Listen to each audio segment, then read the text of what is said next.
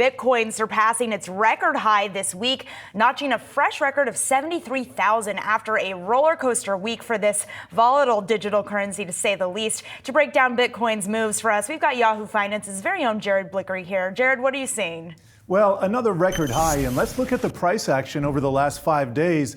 Here we did. Over the weekend, we came in to the week at about 68,000. We took a little bit of a dip Monday, and then we rallied to just short of 72,000 or so. And then we sold off all the way down to 69,000 yesterday. A rather dramatic reaction, it looked like, to CPI, but now we are back at these fresh records. And just looking at a longer term, this is a 5-year chart where we can see these record highs in the rear view mirror now. A lot of people ask, okay, well, now that we're at record highs, what is the target? You have big round psychological numbers, so 100,000 is a real easy target. There's all kinds of ways to come up with Fibonacci extensions and other methods with measured moves of coming up with higher highs that are potential higher highs than existing prices, but probably save that for another day. What I do want to show you is what's happened in the crypto market over the last 7 days. Here we have Binance token, left for dead, but up 25%. Got the settlement with CZ probably in the rearview mirror. Algo's up 14%. Litecoin having a great week, 10%. So my point is, it's not just the big guys like Ethereum and Bitcoin that have been surging recently. It's a lot of other stuff here. And that was something that was missing in the run-up in Bitcoin last year.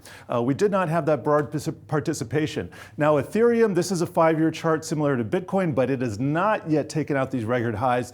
4,500 is the big number, although it did pop a little bit above that. And finally, I just want to show what's been happening with the Bitcoin ETFs. This is a huge new asset class, and I'm getting reminders of that back when GLD, that is the first gold ETF, launched in 2004, a very similar time. Before that, there was not a good way for retail investors to get into gold. You could own physical gold, you could do some other things, but for the most part, the ETF made it mainstream. This is saying here, 2 of the top 5 ETFs in terms of flows this year in the United States are Bitcoin. And we're talking $10 billion for IBIT. That's the iShares Bitcoin ETF. And then the Fidelity one, $6.2 billion. These are just high numbers. And in my opinion, it's difficult to see it not increasing from here. There's just a lot of momentum behind the sector. And so my ETF analogy remains. GLD is to some of these ETFs now.